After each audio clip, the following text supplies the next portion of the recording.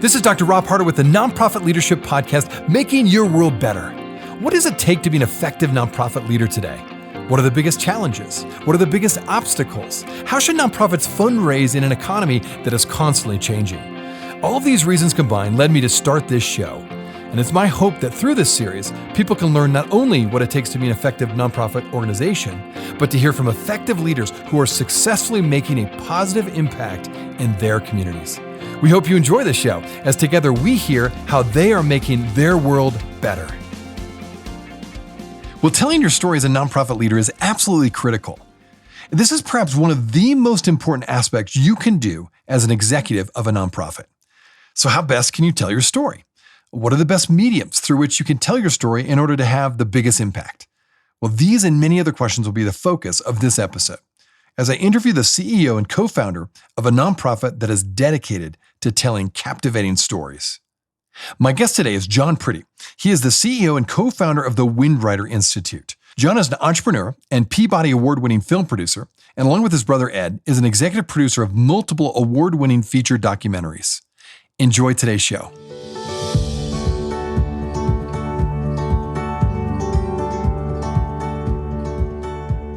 Well, John, I'm so looking forward to diving into the power of film to impact not only individuals, but actually to impact policy and impact whole communities.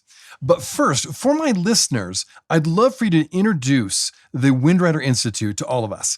It's a nonprofit organization that you started. So give us a snapshot history of how did it get started and why did you start it in the first place? Well, Rob, thanks for having me on the show. It's always great to be with you. And the Windrider Institute's a fun story because we're entering into our 18th year.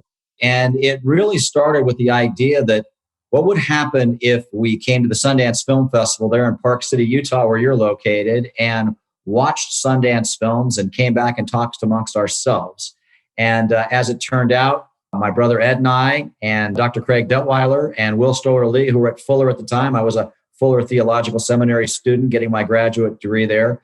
We did exactly that. We came to Park City, we went to the festival, but what we learned is that the films that Sundance was showing were so current and really important that we became quick and fast super fans of the festival. And also we learned that the filmmakers really wanted to talk to us about their films and subjects. And so now, 18 years later, we bring 40 undergraduate Christian colleges, theological seminaries, churches, and ministries to Park City, Utah, and consider ourselves super fans of the Sundance Film Festival. Beyond that, full partners with Sundance. And I want to get back to the Sundance piece because that is a fun partnership. I've had Sundance Institute on the show before. They do really great work, obviously, in the area of film. Everyone has heard of them. But I want to ask you, why film? I know your story a little bit in that you could have invested your time and your energies into a lot of different sectors, but you chose film. Why? Why is it so important that you put that much time to start the Windrider Institute that's all about telling stories centered around using the medium of film? You know, I think it's because, Rob, the power of story to disarm us and to give us a different perspective is always critical. But good independent film, like we see at the Sundance Film Festival, literally takes us to places we haven't been, introduces us to people we haven't met, and makes the world a lot smaller. And in an era now where there's so much conflict and, we're being divided every day on 24/7 social media in general, stories have the ability to move us out of these binary encampments and start with a topic, a story that helps to move us from maybe an entrenched position or to an unempathetic position and be able to crack open empathy and crack open seeing the world in a bigger way without being reduced to our little boundaries. I couldn't agree with you more. And I'm going to explore that a little bit more about telling your story because that's so important for nonprofit leaders to tell their story well. You as a filmmaker, and you work with filmmakers all the time, that is a critical piece of what you provide. And I know you know the value of that. So maybe let's jump into that a little bit. Why is telling your story so important? And how have you gone about doing that with other nonprofits and then what you do at the Windrider Institute? Well, I'm a big fan of the nonprofit sector in general, and I just see the nonprofit sector, and we saw this during the pandemic, literally nonprofits really shining a light on all of the issues that were taking place and really on the front lines in such a heroic fashion. And we work very closely with the MJ Murdoch Charitable Trust, and we do all of their media work. They're a large foundation that does an amazing job of supporting nonprofits across the country, but specifically in the Pacific Northwest. And not only do we do the work for the trust, but we also do a lot of the work with their grantees, nonprofits who are trying to tell their story. And as you know, Rob, the work of a nonprofit alone, just to get the work done, is like a full-time job and then some.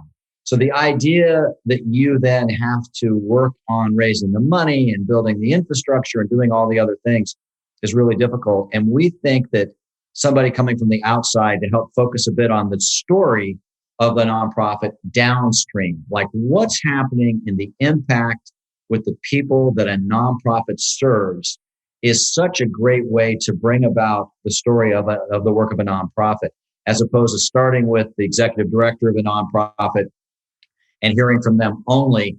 We like to go downstream right to the people who have benefited from the work and the service of the nonprofit and see the transformation.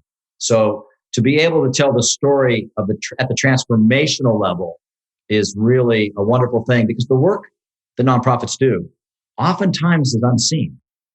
You are so right on that. What have you found when you've worked with other nonprofits? What have been some of the biggest barriers that are really keeping them back from telling their story well? I think it's just the challenge and busyness of operating a nonprofit. That alone, the time consumption, the energy consumption, always understaffed, always raising money. People don't really know how much work goes into keeping a nonprofit afloat. But then I think also reminding nonprofits of the people, the communities that they serve, and to look outward and see the impact that they're actually having and hear it from the people most impacted by the work of a nonprofit. And I guess I would say oftentimes most nonprofit leaders honestly are very humble. There's a level of humility that's natural to their way of living their life. And so they're not trying to shine a light on themselves. They're really doing work and they're really serving. But at the end of the day, that work is important. That work needs to continue. And to be able to show in a tangible way the impact and the meaning that a nonprofit is having, I think is really important, but oftentimes a barrier for the nonprofit itself, because they don't see themselves necessarily that way. Well, I think that's so true. You know, my own experience and people I've had on the show before, it's true. You just get caught up with all the day in and day out tasks that it's difficult to really think through, wait, I need to tell a story here. How do I do that? Well, let's get good video content, whether it be social media or just put it on their website. So couldn't agree with you more.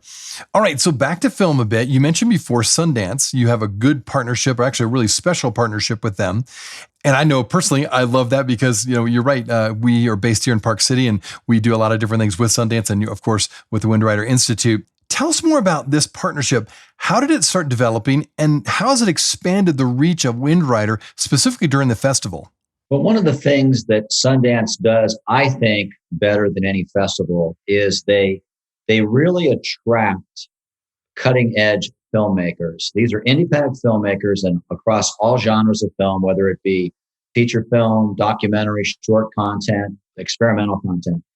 And these are generally independent filmmakers who are on the front lines of culture.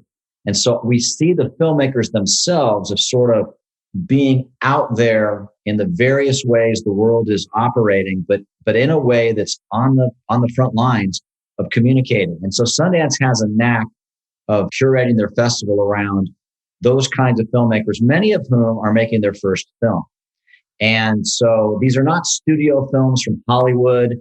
These are not films that have tremendous budgets. These are films that are oftentimes driven by passion and passion alone, small budgets, not enough manpower. In fact, in many ways, independent film looks like and probably should be a nonprofit. There's a lot of similarities between an independent film project and the way it constructs itself and with a nonprofit enterprise, because an independent film project typically is trying to serve a niche that's been missing, trying to shine a light on something that is maybe a bit in the dark. We'll be right back. Hey friends, thanks so much for listening to the Nonprofit Leadership Podcast. If this is your first time listening to us, I want to make sure you're aware of a whole group of other episodes with fascinating guests that I previously interviewed. Just go to our website, nonprofitleadershippodcast.org. There you'll find numerous interviews of nonprofit leaders from all over the country and even from different countries, all trying to make their world better. I also want to encourage you to like, subscribe, and share this podcast with others. This will help us get this great content out to more nonprofit leaders just like you. Now, finally, if you want to get my monthly email update that contains more resources in addition to these episodes, it's really easy. Just go to my website at nonprofitleadershippodcast.org and simply type your email address in the top right-hand box, and you will be added to our monthly email update. And this way, you'll never miss any of the interviews or extra content from this show. And if you have any questions or comments, do not hesitate to email me. Thanks again for listening. Now back to the show.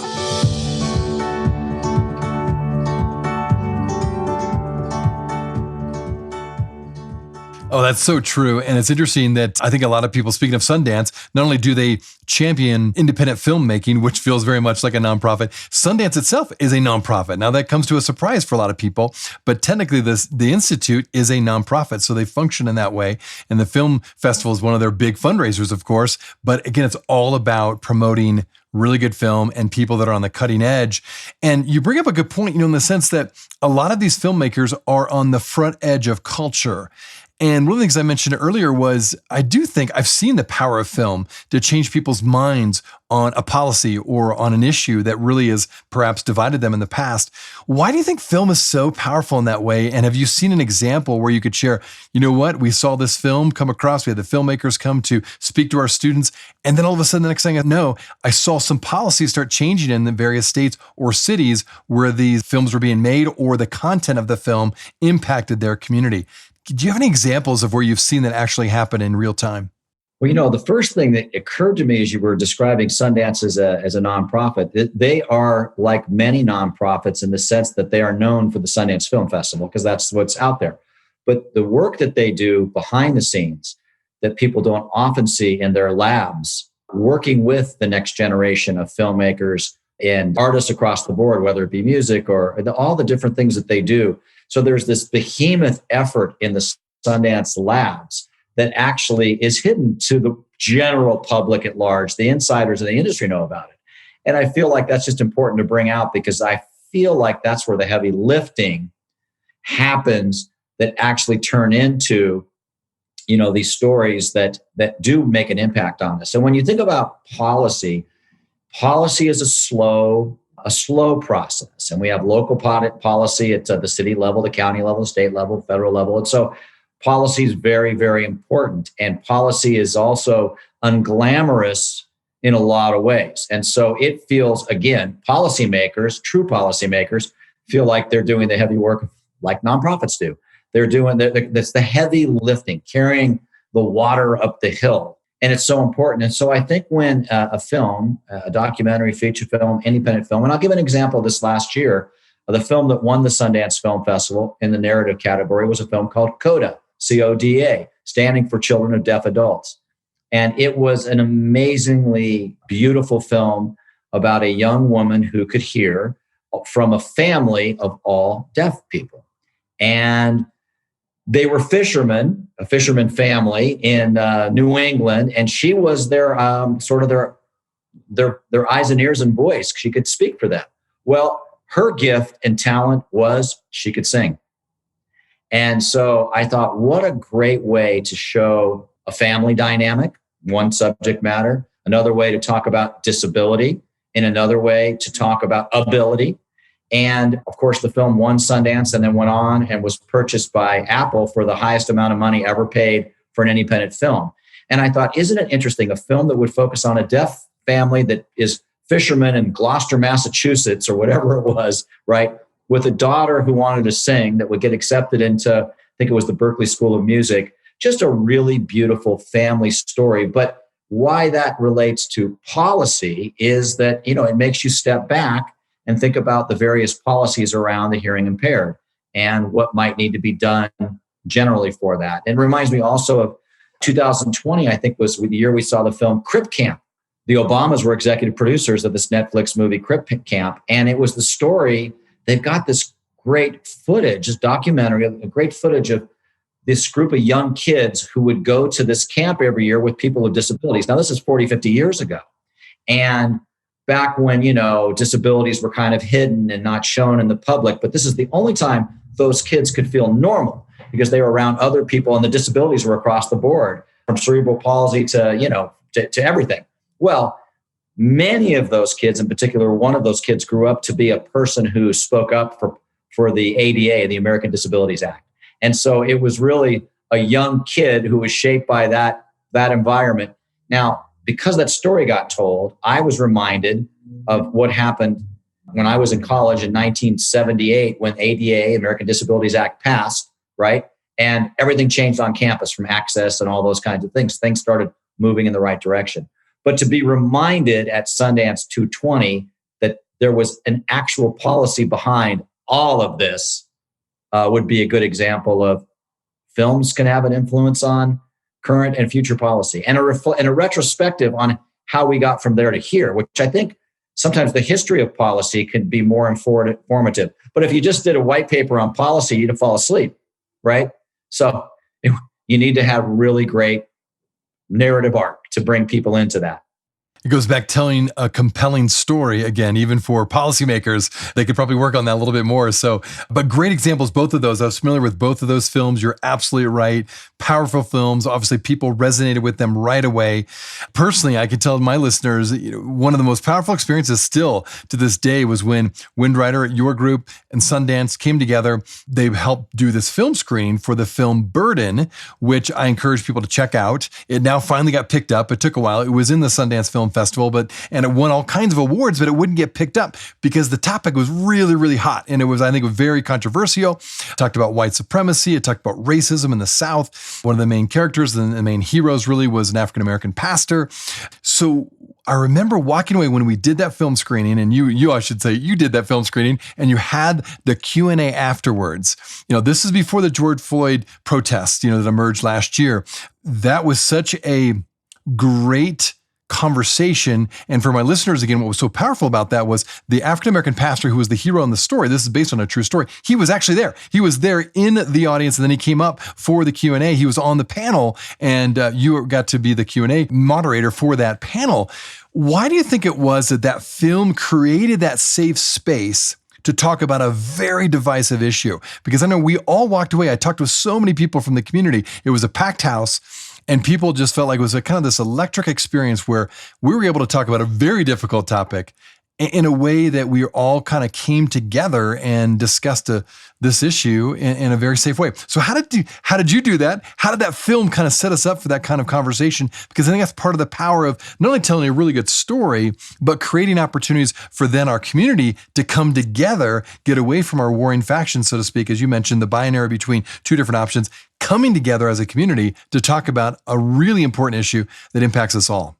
What was it about that? Because I know you've done that across the country multiple times. I just experienced it once. You've experienced it many times. Well, the film you're referencing is called Burden. The filmmaker is Andrew Heckler. It's an amazing story. It won the Audience Award at the 2018 Sundance Film Festival. I think one of the things that appeals to the Sundance Institute about Windrider is that we also take the time to have these moderated conversations with the filmmaker or the subjects of the film after the film is over, because when you have a film like Burden, and for your audience, the film was difficult. It starred Forrest Whitaker and Garrett Hedlund, and Usher was in it. And it was a true story based on Reverend David Kennedy and a man named Mike Burden. And the quick story is in 1995, Lawrence, South Carolina, Mike Burden was a Klansman. And he got the idea of opening up the Redneck Shop and KKK Museum. So the local African-American pastor, Reverend David Kennedy, didn't think that was a very good idea. And so he started protesting against it.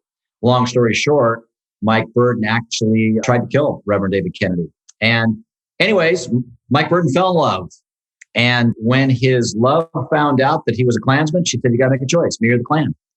And he did what all the smart guys do. He picked the woman. Well, the Klan didn't think too favorably about that, and they ruined his life, made sure they lost their jobs, and they basically were living out of the back of their car, homeless, no food. And there was only one place in town that could provide food, And that was Reverend David Kennedy's church. And he went one better and invited them to live at his home. And a story of reconciliation and forgiveness, not overnight, mind you, but it's a true story. It actually happened.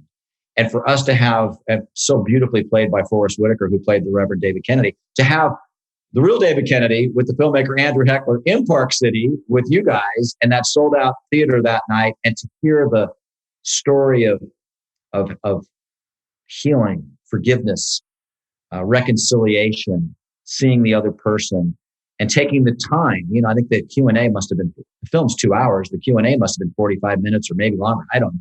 I think it was at least an hour. Yeah. Mm-hmm. Didn't feel that long, but to take the time to really go a little bit deeper and ask the questions of Reverend Kennedy about all the things that you want to ask somebody that was in that situation. And so I think part and parcel of the independent film in general, and the power of story as well, is the ability to have a conversation around it afterwards around these things, because the filmmakers don't stumble in.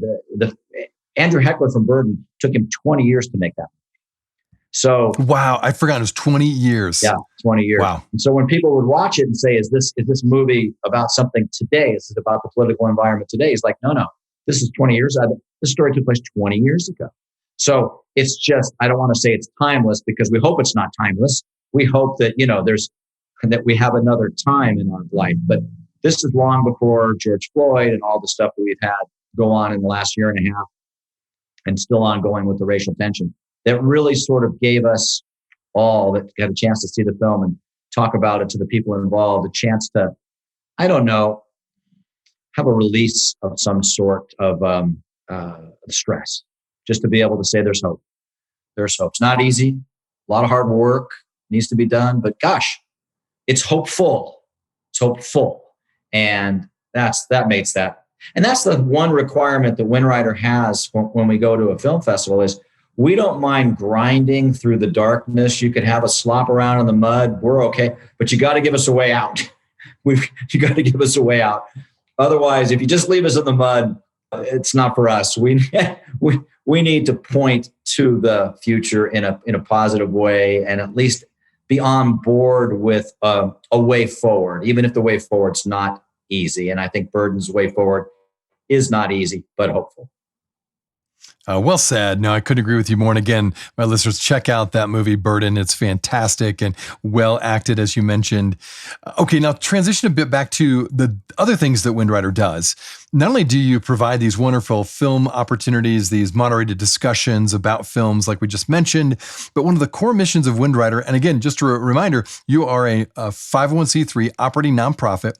One of your goals is to create revenue generating opportunities. It's really a business model for you. And one of the ways you do that is by providing and producing high quality short films for nonprofit organizations.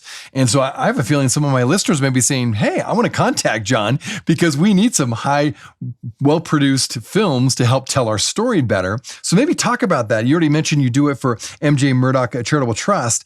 Tell us about what you do and how has it become a successful revenue generating opportunity for you that really helps further your nonprofit model. Yeah, as an operating nonprofit, we need to operate. And so we do that. And so 70% of our revenue is earned income. We do it through our forums, through, sponsorships and forum fees and all the things that we do. But also we do a lot of production, and we get hired to do production that fits our mission. But also the bulk of that comes from nonprofit oriented groups, a lot of educational groups. And I think part of what in addition to telling the story, is we're also helping groups to do training and development within their nonprofits, because we don't make curriculum per se, but we provide resource that could function and be dropped into a curriculum and outreach and a teaching model. And so we get a lot of requests to do a masterclass type of work for a particular organization who's trying to instruct something, teach something. And we don't write that curriculum, they do. We just bring it to life visually. And I think that's another component of an interesting way that visual content is having an impact that really works for this moment in time. And we also know that the generation coming, whether it's millennials and younger, and like the millennials are aging, but we're down to Gen Z and what have you. And we're learning very quickly how visual that generation is. And so I feel like for Windrider and for any nonprofit, we need to be thinking about how to communicate what it is we do visually. And so if there's a teaching and a training component, how to make that have a visual, a visual aspect to it feels right. Well, out of curiosity, because sometimes we'll get speakers and or guests on the show that talk real brass tacks, what would you say, do you know the percentage of your revenue that comes from the short film, if you want to call it, enterprise aspect of your model? Like what percentage are we talking about? Is it a large percentage of your overall budget or a small percentage? It'd be about a third. It'd be about 30%. Okay. Yeah. That's pretty good. Okay. Well, and the reason I say that is I've had people on the show talk a lot about creating these revenue generating opportunities, whether it be a thrift store or, for you, it's making films for others, but creating those revenue generating opportunities for your nonprofit, I think is really cutting edge. It's really smart. And it just gives you a better balance when it comes to your income. So you're not just reliant on grants or on, that individual that's giving you $20 a month or whatever. You're spreading your opportunities for income to different areas. And obviously it still fits very clearly within your mission. So I really like that you're offering that. And again, my listeners may be interested to find out more about that. Now, as I think about Windrider in the next few years, what are your goals for Windrider Institute? How do you envision it growing and expanding? Well, there's been a rapid acceleration during the pandemic. I feel like we started to see trends that were in place prior to the pandemic about the amount of content, visual content that people are consuming. I mean, I think I'm done with Netflix. I've watched it all. With, people say, what You're done. You've every single film. There's nothing left. I've watched everything, because we were home watching a lot of films. But what we observed in the midst of all of that is it's still very difficult to find audience for a particular film. So you have to know your audience, and you may not be able to get to them directly. And so at Windrider, we have what we call Windrider Studios, where we create short films, we license short films, and we distribute them through our network of nonprofits, educational groups who license our content to be shown to their constituents, because the stuff that we're making, the content that we're making fits what they're doing. And so we have an expansive library now. And so the future of Windrider is going to be through the studios, where we are finding our target audience, but finding our target audience through a middleman, an old-fashioned 3-tier distribution, as opposed to being a B2C, business to consumer. We're a B2B, business to business model. And it fits nicely in our nonprofit structure, because we're also serving and providing that content to an audience that may not have the funding and budgets that typically they would need. So we're sort of PBS meets curated content. At least that's our goal in the next couple of years. Oh, I like that. That's a good description of what you do.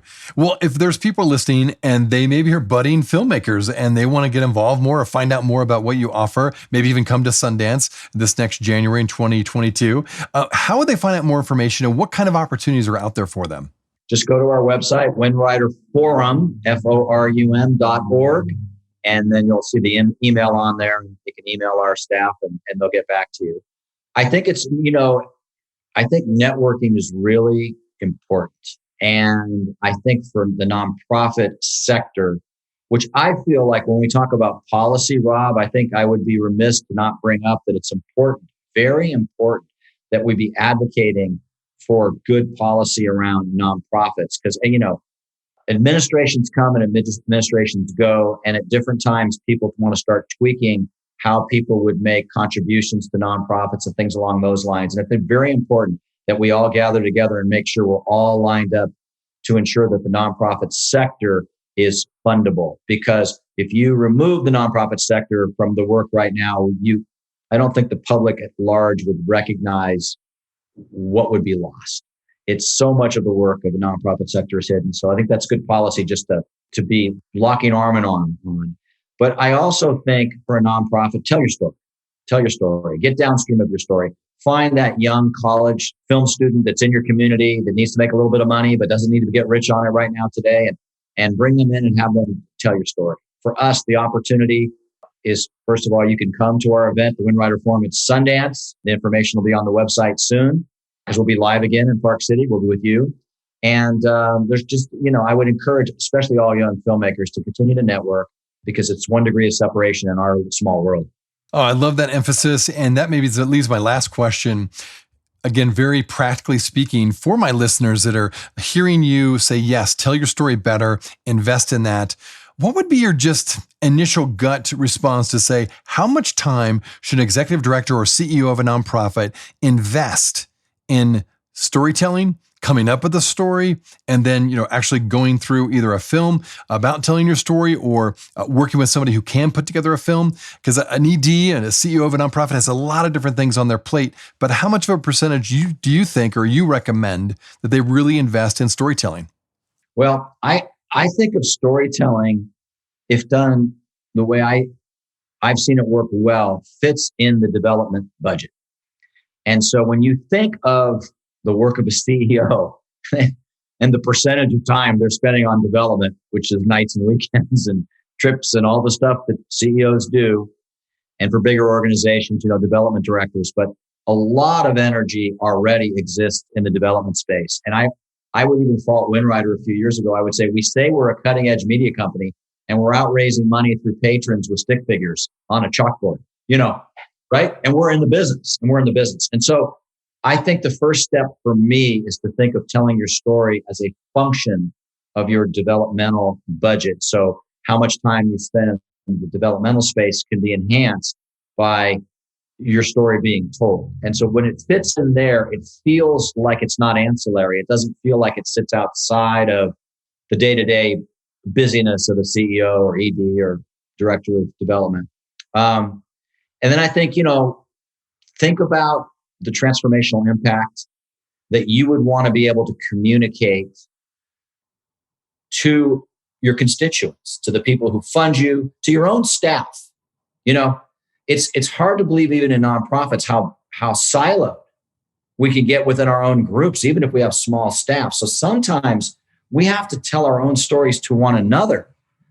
And then in so doing, and you're bored, like you think of the board or what's asked of the board of directors to come in every year and, do all the stuff they have to do with approving the budgets and managing all the fiduciary responsibilities. And they get to hear the story sometimes least often than anyone else. And so sometimes the power of your story can motivate and inspire your staff, can motivate and inspire your board, can motivate and inspire existing constituents to then help tell your story. So now you're building a little distribution network. You're building a group of people with arms and legs to take that story out. Whereas if you use one-dimensional or two-dimensional delivery, it's you, executive director, talking to donors or talking to foundations. And I think you have to flatten that out and spread it out and make it a bit more organic, even viral. Well, I think that was one of the best nuggets that we've heard in a long time of just building your distribution network, right? By telling stories to board members, your own team, and then from there, to the rest of the donors. I think it is so smart. And yet I do think we overlook it. I think we're so focused on donors and, like I say, for executive directors, these one-on-ones. But boy, it just makes sense, to tell your board, the rest of your team, and then they spread out and they start telling the story over and over again. And all of a sudden now the impact is exponential compared to the time you have. You only have 24 hours in the day to meet with so many donors. I love that. I love that emphasis. And I hope my listeners are really kind of leaning into this one. One more time, John, give us your website and how best they can contact you if they want to find out more about the Windrider Institute. Windriderforum.org. And the information will be there. And Rob, thanks so much. Thanks for the good work. I've been listening to the podcast since you've been on air, and I really appreciate it because I feel like it's we're all in this together, and I think we feel it more now. I feel as those of us operating in the nonprofit sector, we can feel isolated. We can feel like we're carrying all of that water up the hill ourselves, and it's nice to be in a network that affirms and encourages, and that's what this podcast and your work is doing, Rob, and the great work that you're doing. So always happy to be with you and on the show. Oh, John, thank you so much for sharing your insights. You're doing great work. I encourage my listeners to check out the Windrider Institute. I've personally been impacted by all of you as you've heard my story, but you will be too. And if you want to take a risk and come out and join John and the crew at Sundance, it's a fantastic experience. And again, John, thanks for your leadership. Thanks for all you're doing. And thanks for the stories you're telling. You're inspiring all of us. Thank you, Rob. Hey friends, I wanted you to know that this podcast can be found on both iTunes and Spotify. If you're wondering how to find it, just type in the words Nonprofit Leadership Podcast and this podcast should show up. We also encourage you, when you go on iTunes, let us know what you think. Give us a review, give us a rating. We would love to hear what you think of this podcast, and your feedback will help expand this podcast to get it out to as many people as possible. You can also find other resources and interviews of past guests on my website, nonprofitleadershippodcast.org. Again, that website is nonprofitleadershippodcast.org. Thanks again for listening, and until next time, keep making your world better.